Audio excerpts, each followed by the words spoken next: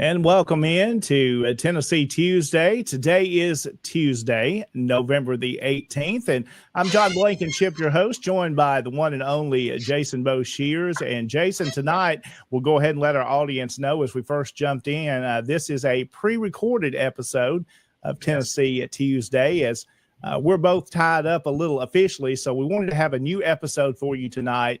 A good story we're going to talk about that you've seen in the title tonight is Sam Davis.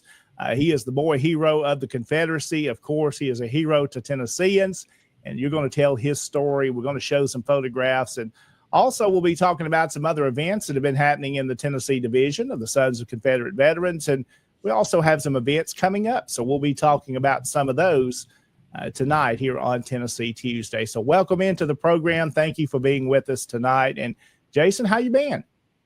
Been well, doing very well. Just been real busy. Been on the road. This past weekend, I was down in Jacksonville, Florida. As you know, the Kirby Smith Camp 1209, they were able to get back. It was a very much a SCV success. They were able to get back the Florida Confederate Soldiers Monument. Wow. And they put it up in Kirby Smith Park there in Jacksonville. Mm-hmm. They had a dedication of it on Saturday. I was there. Commander-in-Chief Donnie Kennedy was there as well. It was a great turnout. Yeah. And it was, of course, the weather was gorgeous. Absolutely. Oh, yes. Down in Jacksonville, it was about 82, 83 degrees. Little light breeze going, felt great. So a great time in Florida in the Sunshine State. That's right, isn't it? Sunshine State. Yes, sir. And the weekend before that, I was down in Andersonville, Georgia, for the 50th anniversary of the Captain Henry Wirtz Memorial. Yeah, lots of stuff. The A.H. Stevens Camp down in Americus and the United Daughters of the Confederacy, they do a fantastic job with that memorial service. And I tell you, it was an honor to be there. Well, sounds like you and Linda have been busy. Y'all have been all over the South. And Jason, you did. I missed that invitation to go and hang out with you in Florida. I must have missed that email or text. No, I might have forgot to send it. I see how it is. But it looks like you had a good time and dedicated a monument. A great work to the Kirby Smith camp down there and the work they've done. Yes. And I know everybody sees the background that is quite a bit different. We're still doing work on our house here. They're going to be putting in the windows, so I'm having to change places. You're going to see me change places because if you were on Thursday night, because I did look around on Thursday and did Tennessee Tuesday this past Tuesday and was on look around Thursday. You notice this is completely different than before. And now we're trying to work out this deal where it has me completely whitewashed, but you're going to see this. So if you look and you say, hey, look, yes. And this is all going to be changing because over the next couple of months, working on my library, and it's going to be, that's where my permanent setup is going to be. So you're going to see me change a lot over the next month or so. So we're getting a tour of the Boshears mansion and estate, right? I wouldn't call it mansion or estate. How about we call it a humble abode? Well, it looks nice. I see you're in the dining room right now. No dinner. So we missed dinner or no dinner being eaten in there? Well, there will be a dinner eaten as soon as we get through recording. There you go. Well, again, thanks for being with us tonight. And we've got that disclaimer, of course, on the screen. Jason, you want to go through our disclaimer with us tonight? Oh, yes, sir. The views and opinions expressed on this broadcast are not those of the Sons of Confederate Veterans, its General Executive Council, or any division, brigade, camp, or any other subsidiaries. Point blank, this is what this means is whoever says their opinion, it is their opinion and only the person that is speaking it. Now, if you wish to chime in and agree with it, that is also your opinion.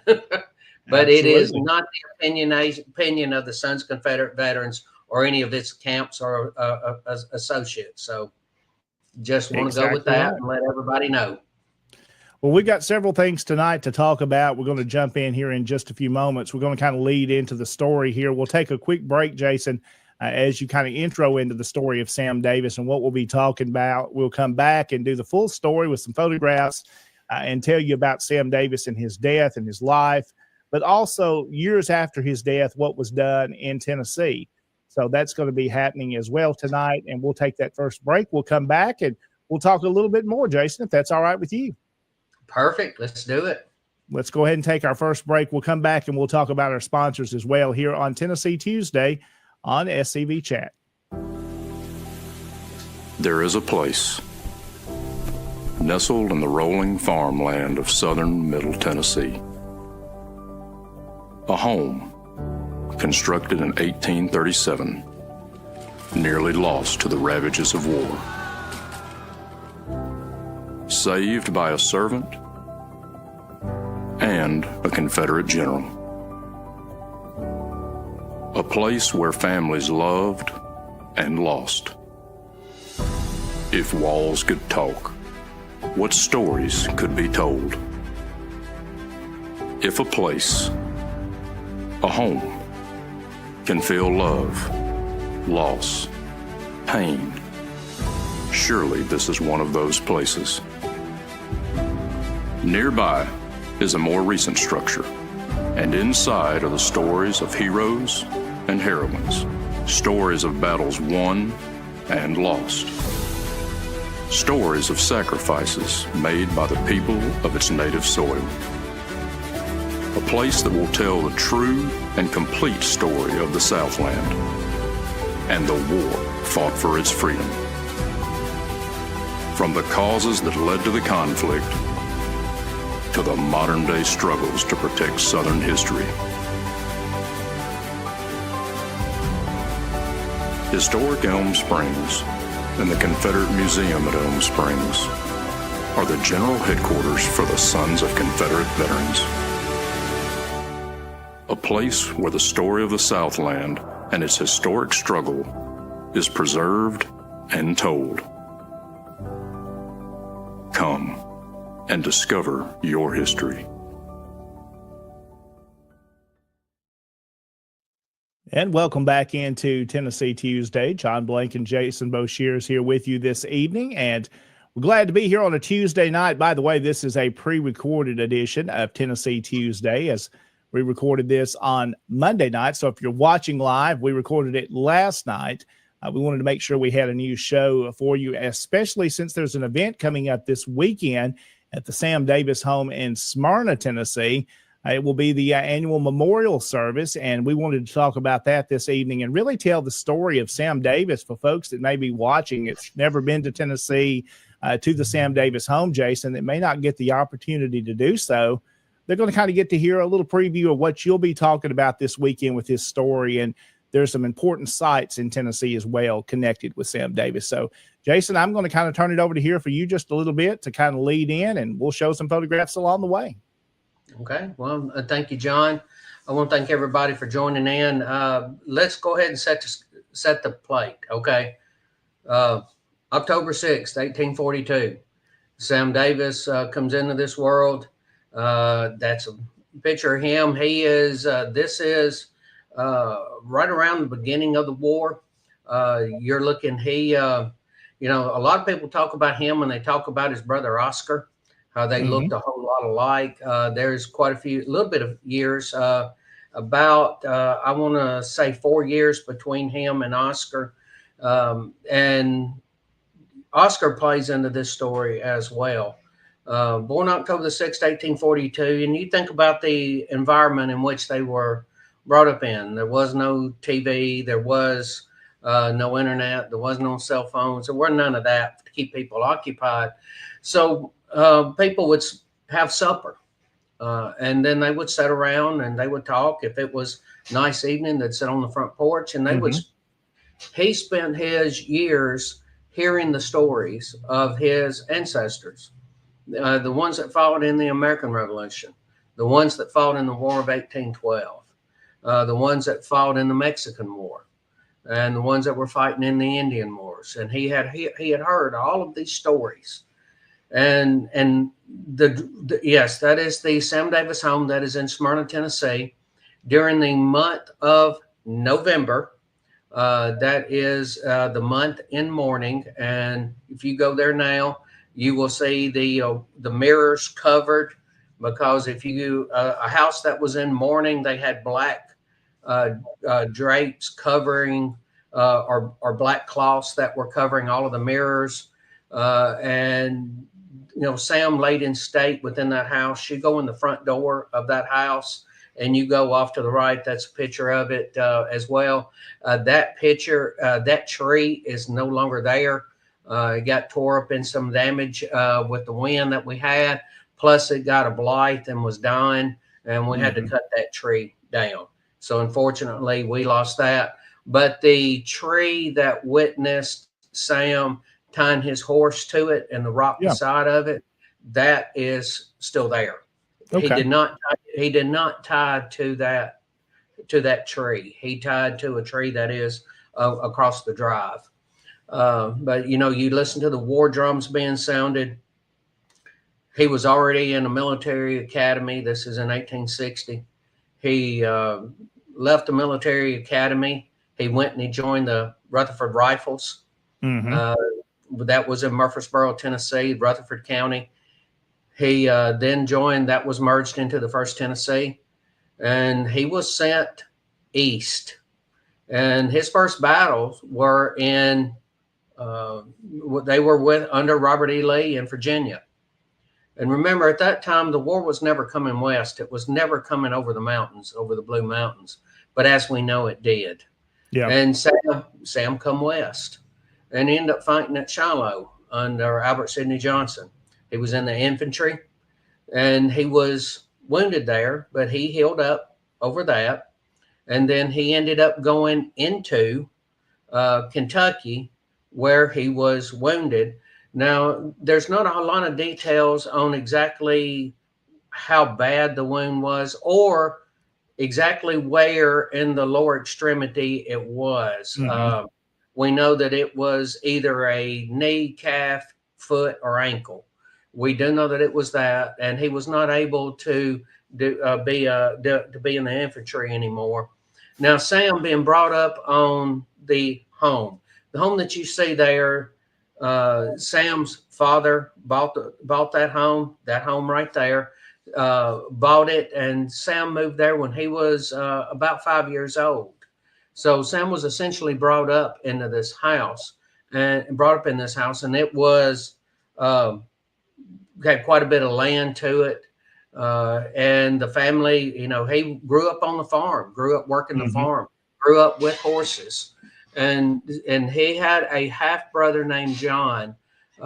Sam's father had remarried after his first wife passed, and Sam was their first child together. It was she was Sam's firstborn child, and she was very partial to Sam, as you can imagine, being that.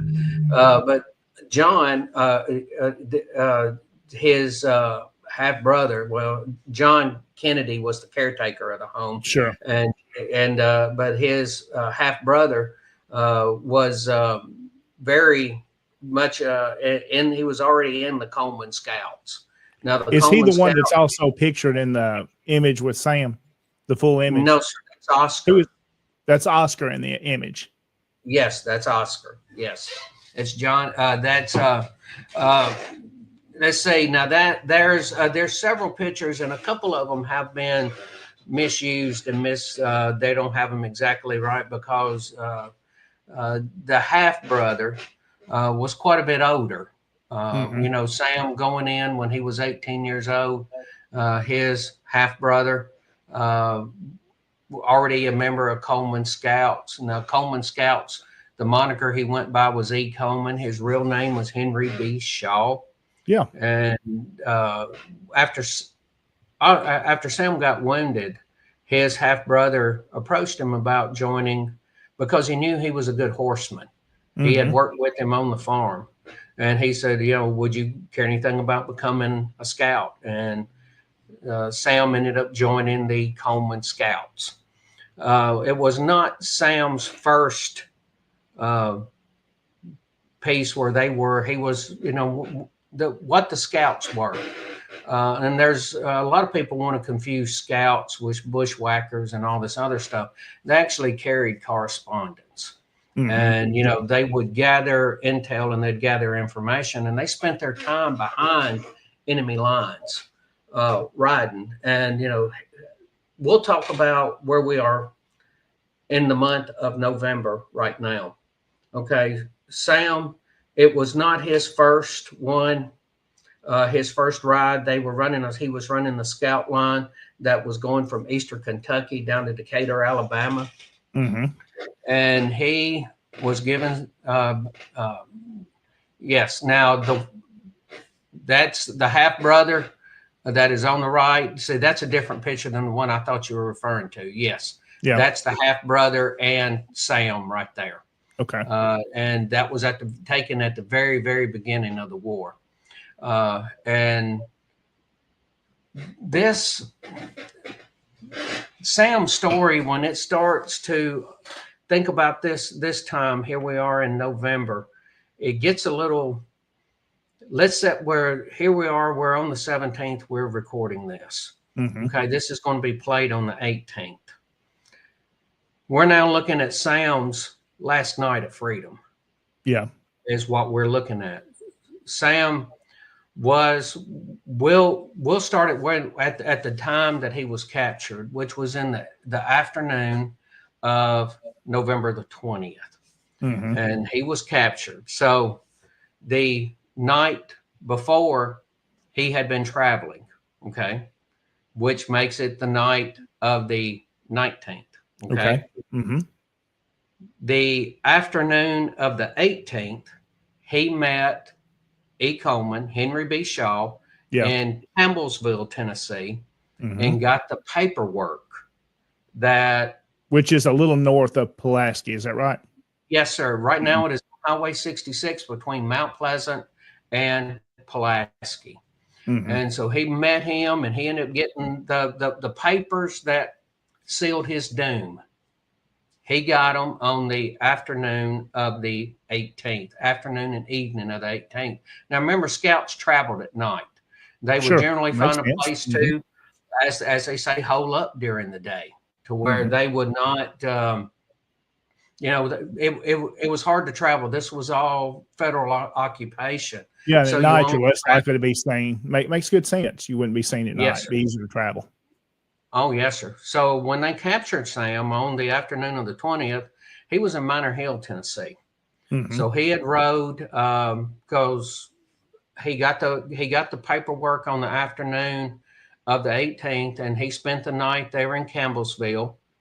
And he left out very early in the morning of the 19th, rode for a little while, holed up during the day, rode to Minor Hill, and was there during the night of the 19th and the morning of the 20th, and that's where he was caught. Okay, so on the 18th, he gets the paperwork. Then that was in Campbellsville. The night before, he had been riding between Murfreesboro, Smyrna, and there in Campbellsville. And that was the last night, because that night was the last night he come to the Sam Davis home, where he come to his parents' home. So you're talking tonight. Yeah. The 16th. On the night of the 16th, when we're recording this, and Sam rides up to he's on his run, and this is before he ever gets the paperwork. Yeah. He rides up to his parents' home. It is during the night. He ties his horse to that tree that we mentioned earlier. Yes.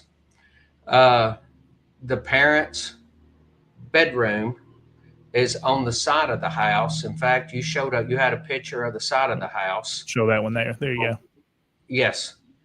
The second window from the left, that was where Sam knocked on the window. So Sam tied his horse to the tree that was across the drive. There's a rock there's a stone that is there that has a tablet on it that marks it. And Sam walks over and he taps on his parents' window. They let him in. His dad fixes his boot because his boot's starting to come apart. His mama feeds him. His half-brother Oscar had found a federal Union overcoat. Okay. He had brought it home, and Sam's mama had dyed it brown with walnut holes. Now, we know this because the Sons of Confederate Veterans, Tennessee Division, provided the funds to restore and preserve Sam Davis's overcoat and his boot, the same one that I'm talking about that his father repaired. That the Federals end up cutting open and pulling out the paperwork that had the letter that really sealed Sam's death. There was a letter from from E. Coleman to Braxton Bragg. And in that bundle of paperwork that was in his sack, that was rolled up in his blanket, in his quilt, was the paperwork that came from Granville Dodge's desk. So this was one that, this is not paperwork that you have 2 or 3 or 4 copies of. This paperwork actually came from Granville Dodge's desk. And Sam was captured with that. But we'll talk about where he's going to be tonight, the night of the 16th. He is visiting with his family for the last time. Yeah. And this is a real special time. And when John asked me to do this, I'm actually very humbled to talk about this, because I'll be talking about it, and I'll be doing the full capture, trial, and execution on the 22nd, because they've asked me to do that from the gravesite. But so you're looking, Sam gets this last time he visits home. He talks to his parents. He gets fed. He gets that Union overcoat. The Union overcoat plays a huge story into this, because when they put him on trial, they put him on trial for saying that he was dressed in the clothes of the enemy. I'm going to talk about the hypocrisy that we're dealing with at that time, because, we'll set up. He spends the night of the 16th with his parents, and he leaves early in the morning, and he goes and he holes up somewhere for the day. Then he rides to Campbellsville. and he gets the paperwork there, and he spends the night in Campbellsville. Then he rides, leaves out early in the morning, rides so far. Then he, during the afternoon of the 20th, he is, during the early morning hours of the 20th, he's in Minor Hill, and he is now resting in a group of plum trees.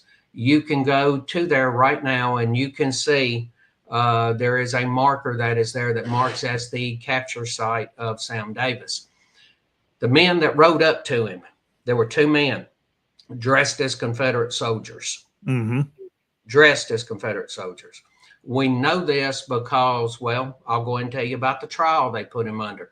It actually said in the trial that they admitted that they were wearing Confederate soldiers' uniforms. Yeah. They rode up to Sam. Now, some people have said, well, Sam was asleep. But I don't know exactly what transpired during those moments to where Sam allowed them to ride up on him. I have no idea. We can only speculate at this moment, but they were dressed as Confederates. And they said, well, you need to come with us into Pulaski. Well, that's just outside Pulaski, because we need to bring you in the Confederate Army, and you need to meet the major, the captain that we have there. And we'll get to that in just a very few moments. I'll tell everybody what that is. That is the courthouse in Pulaski the morning of Sam Davis's hanging, which was Friday, November 27th. So he was captured. They rode up to him. This is the afternoon of the 20th. He goes to ride into town with them. As he's riding into town with them, Sam gets that funny feeling that something's up. He goes to bolt, take off in his horse. He had a very good, very fast horse. They knew this. They could sense it. They reached over. One of them grabbed the reins on his horse. Sam pulled for the pistol. The other one reached over and grabbed Sam's pistol to keep him from pulling it. Sam had just got captured by the 7th Kansas Cavalry, the Jayhawkers. Federal soldiers dressed in Confederate uniform. They took him into Pulaski. They take him into Pulaski. He stands in front of Granville Dodge, the Federal General Granville Dodge, because they start to search him, and they start finding this paperwork, the things that I was talking about. Now, Granville Dodge is in a whole lot of trouble at this point because the paperwork that he had in his blanket roll came from Granville Dodge's desk. As I said earlier, Granville Dodge had a leak. I've got to get this plugged up. I want to see this soldier. And he brings, this is now the night of the 20th. Okay. And they start interrogating Sam. Where did you get this? Now he has this letter that says, a letter from E. Coleman to Braxton Bragg that was in his boot. They cut his boot open. They got it. They start interrogating him about that. And I go, okay, we know you're one of Coleman's scouts. And everybody knew they were hunting Coleman scouts at that time. That is the reason why they put these Confederate soldiers dressed as Confederates and put them out there going over the grounds, trying to find friendlies, trying to find people that were Confederate sympathizers. So Sam didn't tell them anything. In fact, Granville Dodge wrote later, and you can read about it in the Confederate Veteran magazine, that Granville Dodge even talked about how stoic and how brave Sam was. And he wouldn't tell them anything. So after interrogating him, they stuck him in the jail. Well, they had already captured some Confederate sympathizers. One of them was E. Coleman himself. E. Coleman, Henry B. Shaw, was in the jail. They didn't catch him with any paperwork. They thought he was just a Confederate sympathizer. Same thing with Billy Moore. Billy Moore was supposed to meet Henry B. Shaw in Campbellsville, and in Campbellsville, just outside Columbia, and he had wore his horse out. And E. Coleman tells him, you need to go get you a fresh horse. Your horse isn't going to make it. So Billy Moore lives right down the road from Elm Springs on Morrisville Pike. So he goes home, and he couldn't find another horse, so he had to rest his horse for 3 days. In the meantime, word had gotten to Sam that there was some papers that needed transport, so he had met E. Coleman there in Campbellsville. So here's Billy Moore in the jail. Billy Moore is in the jail, and Billy Moore is in the jail. And Billy Moore did meet up with E. Coleman, and he did get some papers from him, but it wasn't very much. And he had stopped at a friendly's house. And when he walked up to the house, they had a signal, if the lamp is on, that it's okay for you to come up. He rode up, and as soon as he knocked on the door, they opened the door. But who opened the door were Federals. They captured Billy Moore at that time. Now, Billy Moore only had a few papers with him, and he was sick, and he pretended to even be very sick. So they set him down by the fire, and he started throwing up because he was tearing off pieces of the paper and was chewing them and swallowing them. And he made himself sick, and he was throwing up, and he was throwing his papers in the fire. So they didn't catch him with anything. But he was there in the jail because he was of the age, and he was considered a Confederate sympathizer. And there was another one that was a that was a Brown that was in the jail as well. That was another one of Coleman Scouts. So when Sam walks into the jail late into the night, early of the morning of the 20th and 21st, the first people he sees are other Scouts. Sure. Yeah. Okay. What the Federals did was they pretended to capture another Confederate. But what it was a Federal soldier. They put in a Confederate uniform, and they stuck them down there in the jail to hear what they would say and see if they were communicating. Hopefully they talk. Because, hey, according to, and this goes all the way up to the trial, if you read that, they talk, the man, the decoy they put down, he even talks about, they acted like they didn't know each other. All Sam did was sit in the corner with his head in his hands. He didn't even sit on his bunk. He sat in the corner of the cell on the floor with his head in his hands.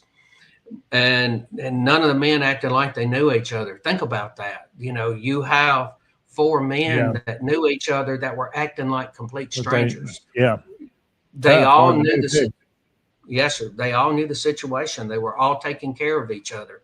And imagine over the next happened because, over the next days, they brought Sam up and interrogated him, or they come down and interrogated him in the jail cell. Now imagine being these men that were in the jail, hearing all of this and knowing the deal that they were giving Sam. All Sam had to do was tell them what he knew, and he could go free. They even told him, we'll give you your papers, everything. You can be gone. Just tell us what we know, And all he had to do was go, there's E. Coleman. There's Billy Moore. Yeah, he could have given them up. He could have given them up, and he didn't. And they heard this. They heard all of this. So they put this kangaroo court together on the 25th. They tried him. They told him they were going to find him guilty, and they were going to find him guilty of being a spy. Now, he claimed, I'm a courier. He was fine with being called a courier. He was angry about being called a spy. He was not a spy.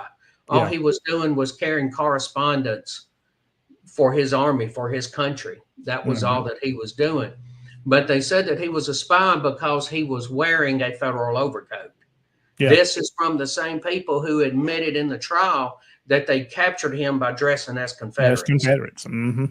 So the hypocrisy of that is biblical, is all that I can say of that. So we'll escalate all of this. They have him. They found him guilty. They tell him on the 26th. They don't even have the guts to tell him. They ask his jailer, Private C.B. Van Pelt of the 81st Ohio. Private Van Pelt is the same age as Sam, around the same age of Sam. Sam is now 21 years old. And Sam wouldn't give up anything. Private Van Pelt writes an account to where he's telling Sam, tell them what they want to know. They don't have to hang you. They'll let you go. Yeah. And Sam might have even been thinking, well, if they're going to tell the lies they just told in this trial, they could still tell me this and still execute. And still do it anyway. Mm-hmm. Yes. So he knew that his days were numbered. There's some famous words he said, Jason. I know we're kind of watching on our time too tonight. Oh, okay. Yeah, so there's some famous words that come during this time, right? Oh, yes. It's during this time as he is being tried. Mm-hmm. We do know that it was supposedly he said this during the when he was being interrogated, when he told them that, I'm not a spy. Tell us what I had rather die 1,000 deaths than to betray a friend or my cause. Yeah. He said that when he was being interrogated, and he refused to speak. Well, we do know that he was found guilty. They tried him. They were going to hang him. They tell him, we're going to hang you in the morning. He writes a letter. Chaplain Young of the 81st Ohio comes and visit with him. He writes a letter. He cuts some buttons off of this to give to his family. And they sing On Jordan's Stormy Banks, which is Sam's mama's favorite hymn. They sing that. Now it is Friday, November 27th. Now about 9 o'clock in the morning, the drums start rolling. And it's that death march. And they ride up. They walk up to the courthouse, the picture that you seen earlier.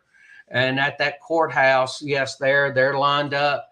Sam's coffin is in the back of a wagon. They get Sam, they bring him up. They bring him out of that courthouse. The jail is in that courthouse. And he sits on his coffin on the back of the wagon. And he starts to ride east of town. It goes a quarter of a mile. When they shackled his legs, they tackled him, cinched him down very tight. And he asked Chaplain Young, can you loosen up my boot because it's digging in me? Chaplain Young leans down and cuts open a piece of Sam's boot, the piece that had already been cut open. So he just freed that back because I'm sure it was crimped up and had gotten tight on him. So he rides a quarter of a mile east of town. It opens up. The wagon rides in. Sam gets off. His coffin gets on the ground. They get his coffin off. They set it down, and he sits on his coffin. Now, he does something that is very Southern. He starts having a conversation with the soldiers that are around him. How's the war going?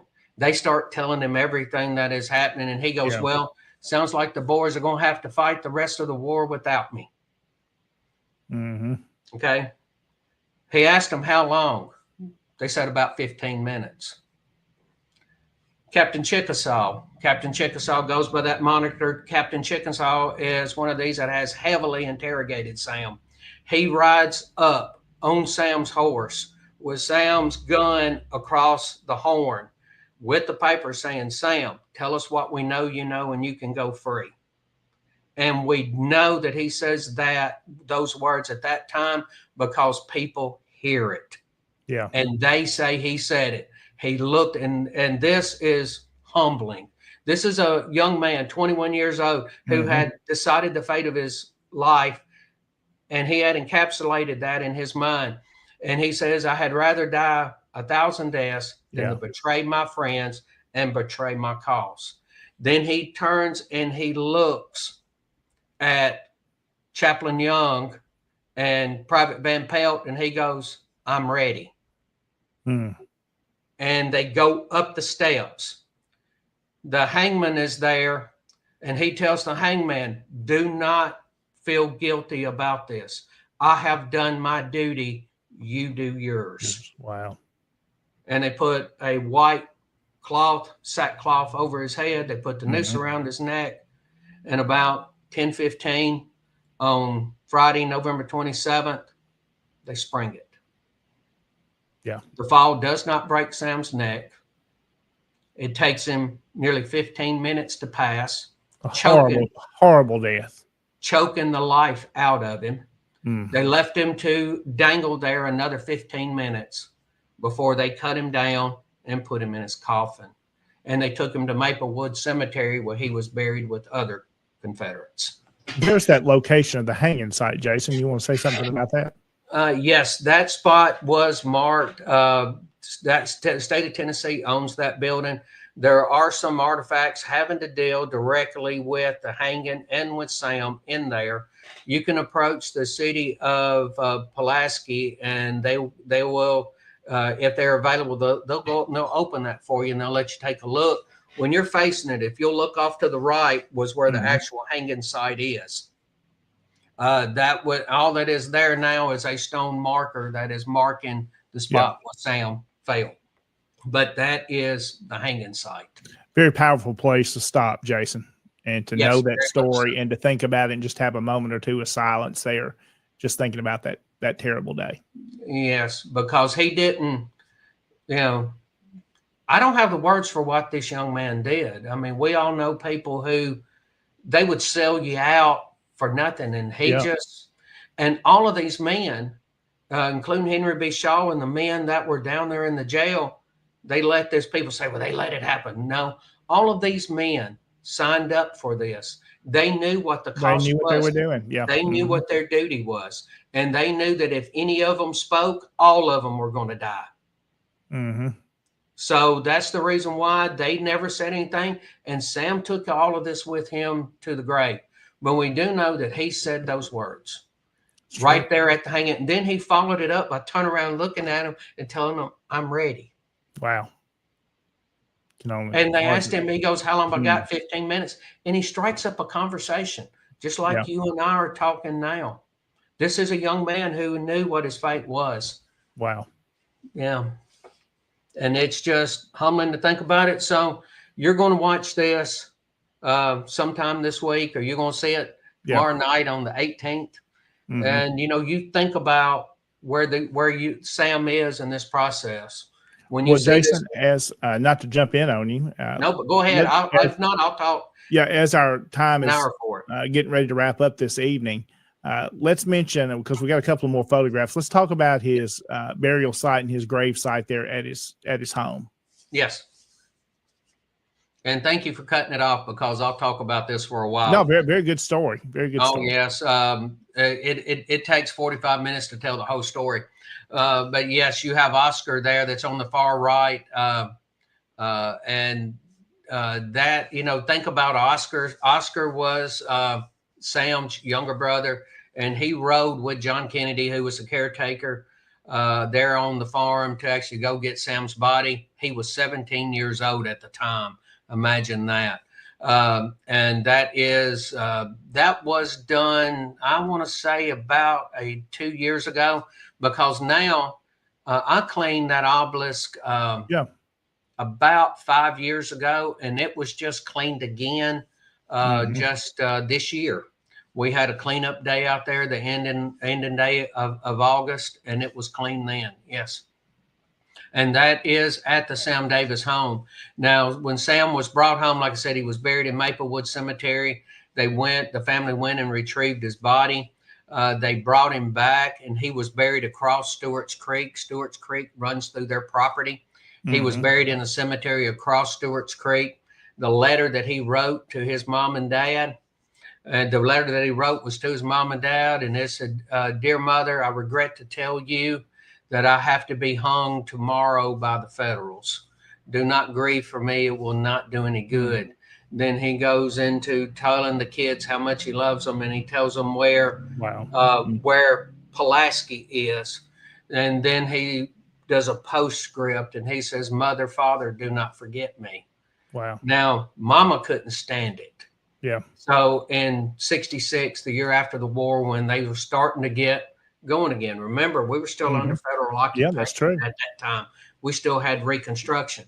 But she had Sam disinterred and brought over and buried in the backyard, in the garden, so she could look out on the porch and look out the window and see his gravesite.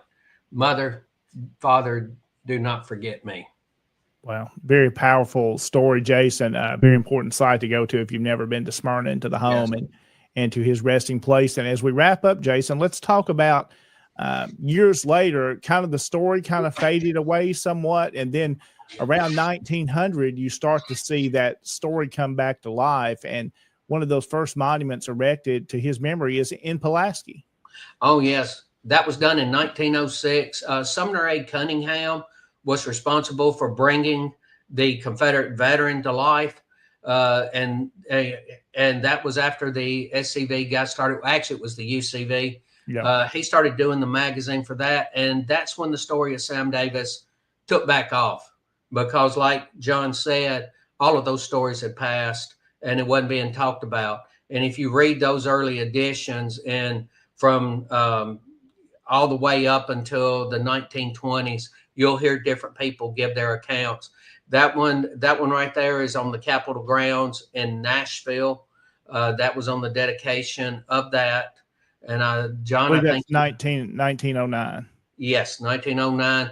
The one that was on the courthouse in Pulaski was 1906. Mm-hmm. Here's some more. Of course, it was a very popular story at that time, the early 1900s, Jason. These postcards were sold all over the South. Yes. They were sold here in my local town, as you can see, just one of many that were produced. Yes, sir. And at one time, there was a Sam Davis Hotel in Nashville. Mm-hmm. In the entryway, there was a huge portrait of Sam Davis. And you can come down to the National Confederate Museum and see that portrait. That was on loan to us from the Sam Davis home. So, and that's the modern day picture of that from the Capitol, Sam Davis of the Capitol grounds. Again, of course, the home is a nonprofit there as well. So Yes. folks that are interested in learning more about the home site and how to help preserve that story of the Davis family and Sam Davis, there's the website you see, samdavishome.org. Jason, they can become a member. They can volunteer their time and help out in many different ways. Yes, and I actually have a membership that I put in here. You can join the Sam Davis Memorial Association. This membership, the monies are put to good use, and you can join at the different levels. You can go to the website that John had popped up earlier and download that. You can join online, or you can be old school and cut them a check and mail it in, whatever makes you happy. Well, but Jason, that's a great way to support the home. And the home is owned by the state of Tennessee, mm-hmm. although mm-hmm. they do not get any monies from the state of Tennessee. Yeah, it's a board of trustees that oversee it, and then the Memorial Association is doing the everyday day-to-day operations. Yes, and so your membership dollars go a long way, and you come into the site making donations. And if you're in the area, please stop by and see it. Like I said, you can, when you right up to the house to the left, you will see a stone there that with the tablet talking about that. Yes, that is this coming Saturday at 2 p.m. James Turner is going to be the guest speaker at 2 o'clock. He'll be speaking inside the museum. We have an auditorium. John was the speaker there a couple of years ago. Very nice. Did a fantastic job. And then they've asked me to do the graveside service. And I have done that now for several years in a row. They want me to talk about the full capture, trial, and execution. I apologize for it taking a long time. But the normal story, I told all of it one time, and because that's what they wanted, and it was 45 minutes. Yeah, it's a big story, and you do a great job at telling it with the passion that it deserves too, and that makes it so much more touching and really reaches you even more. So, and I was breaking it down day by day. Yeah, you know where Sam was on the 14th, where he was on the 15th, all the way up. And Jason, he still is a hero to the South. He's a hero to our country. I know to me and you, we look up to him, and that sacrifice something we could all learn from. Well, he's a hero to me. I think if we all of us follow the example that he did, and can you imagine you're going to be hung, and you strike up the conversation with the people that are going to hang you, and you're just chit-chatting, just like a Southerner would do. That's true. He's like, okay, this is the way it's going to be. It is what it is. And that was where he was. It is what it is. You hear the phrases that are coined, be something this day and time, be a Sam Davis in the world we live today. Yes, very much so. Because you'll never write out a friend. You would be the best friend a friend could ever have. Absolutely. Well, Jason, again, a great story tonight. We do need to mention, of course, our sponsors this evening once again. Dr. Cummings, who can take care of you down in Mississippi if you've got especially knee pain. He specializes that and more. So Dr. Chris Cummings, we appreciate his sponsorship here of Tennessee Tuesday and SCV Chat. Of course, we went through all of our Patreon members as well tonight. So you can go to scvchat.com and learn more about all of the programs that you hear on SCV Chat each week. Of course, Tennessee Tuesday, we're here on a Tuesday night. Just a reminder, if you've been watching and listening tonight, this is a pre-recorded edition that we did on Monday the 17th to air on November the 18th. So again, we thank you for watching tonight. And Jason, a couple of things we need to wrap up here with Tennessee division-wise, some things that are going on. And one of those is the new Civil War Trails marker that'll be installed hopefully maybe before the first of the year in Union City. That's in Obion County, Northwest Tennessee, at the Unknown Confederate Soldiers Monument, one of the oldest monuments in the South. Yes. It's there in Union City. This one got removed a few years ago. It didn't have, you have to have a sponsor for these. Well, the Discovery Park of America has helped redo this and the sponsorship. So it tells about Camp Brown, which was a Confederate training camp there in Union City. And then it has a little mention of the Unknown Soldiers Monument, and it will be at the monument there in Union City. Also, the General Hatton Camp in Lebanon was in the Veterans Day program, or the parade, I should say.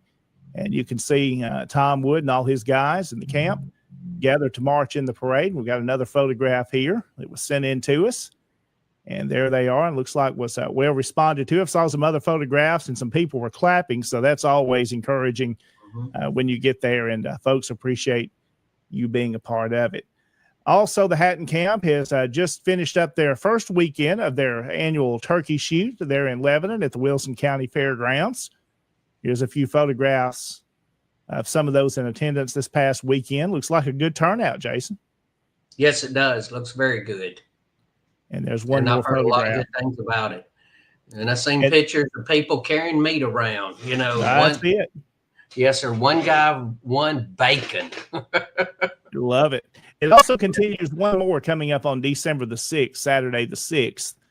They'll have one more date of that there at the Wilson County Fairgrounds in Lebanon. And a couple of more here that we want to show. James Patterson put these photographs out there. This is the monument there in Fayetteville on the square. They've recently cleaned it. The camp maintains it and helps keep it clean. But I believe the county did some work there, some folks in the courthouse, and got the old bushes that were kind of overgrown. They've taken those out and cleaned up around that monument. And if you've never been there, definitely a site you want to go see. Also, the camp there in Fayetteville, the John R. Massey Camp 152. You know, last week we talked to James Patterson about the camp there and the work that's going on. They were going to be a part of the Host of Christmas Past. And here's some of the photographs from that weekend there. They had their booth set up on the square by the monument, and then there, some of them doing a little reenacting there. And I believe James Patterson is portraying John R. Massey there. Yes, so, I think they had a cemetery walk, did they not? They did. That was a part of it. So some good things happening across Tennessee. A couple of events, Jason, we want to mention before we wrap up here tonight is the Champ Ferguson Memorial coming up on November the 29th. So you can see the details about that event. Also coming up is the Christmas party for the Bradford Rose SCV camp there in Morristown, the Sam Davis UDC. That's on December the 13th. You can see the details at the Longstreet Museum. And also one more, Jason, I want you to mention on here. There's another event coming up at the Sam Davis home. Oh, yes. You know, I'm going to call it a Victorian Christmas is what I'm going to call it. This, you know, Christmas now is celebrated very differently than the way it used to be. When it was, you know, we've all heard the old stories and all that of how they did it, you know, and people shot off fireworks and shotguns and everything else on Christmas morning. And you can go to the Sam Davis home and experience what is called a Victorian Christmas. And it's nothing like what you see nowadays. And that's just how much things have changed. Come to the National Confederate Museum and come tour Elm Springs, and we will show you some dolls from that time frame, and they're haunting looking. They're yeah. not like the ones that you see now. Definitely. And if you catch me there and I'll do your tour, I'll tell you about how I terrified one of these ladies by the doll. Yeah, Well, I'll go and tell you real quick. It wasn't intentional. When you go upstairs, right there, you can go take a stairway to go up into the attic. Well, we're in the process of cleaning out the attic and going to redo it. And probably going to end up making it part of the tour. But people had a tendency to go straight up it. So what I did was I took one of those dolls, and when you open it, you have several steps, and then you turn. Well, this woman just walks up and she flings that door open, and she's going upstairs. And as soon as she does, this doll's looking straight out at her. Oh, no. And she lets out a blood curdling scream. Oh, no. And it wasn't intentional, but it's just, but what they did was they took that doll out and it's over in the museum now. So it wasn't intentional. I just put it there just to be a prank. I wasn't expecting to terrify people. Yeah, old dolls and old houses. Yeah, sometimes they don't mix too well, do they? Boy, I tell you, but the dolls and all that back then were very haunted. Yeah, they were. Christmas it was a haunted time. If you watch those old Christmas shows, they were haunted. They very well. So that's what you'll see at the Sam Davis home, and you can become part of a Victorian Christmas. Well, Jason, it's been a good program tonight. We've got to wrap up and get this recording saved, get it ready to air. You'll be watching it on Tuesday, the 18th, as we pre-recorded this. Again, we thank you for watching. We'll be back with you live next week, should be the plan, on Tuesday. Yes. So we hope you'll be with us before Thanksgiving. Maybe we'll have a special Thanksgiving show and get you to jump in with us on the chat and kind of interact with us. We'll talk about some of the many things we're thankful for, and maybe talk a little bit about some of the Thanksgiving time during the war. What it was like for some of the soldiers. So it'll be a good program next week. Again, Jason, thank you for being with me tonight. I know we kind of put this together pretty quickly to do this recording, so we had a program for you. Again, thank you, and we look forward to being back with you next week on Tennessee Tuesday on SCV Chat. And I just want to let everybody know that we both have things to do tomorrow night. I've got my camp meeting. And I know, John, I've got an event that I'm doing the emceeing for. It's an 80th anniversary dinner for our Rotary Club. Oh, wow. That's huge. Yep. So that's going to be a fun time. Good food. I know you've got your camp meeting, and we'll be back with you live next Tuesday. Again, thank y'all so much for watching. Have yourself a great rest of this evening. Yes, sir.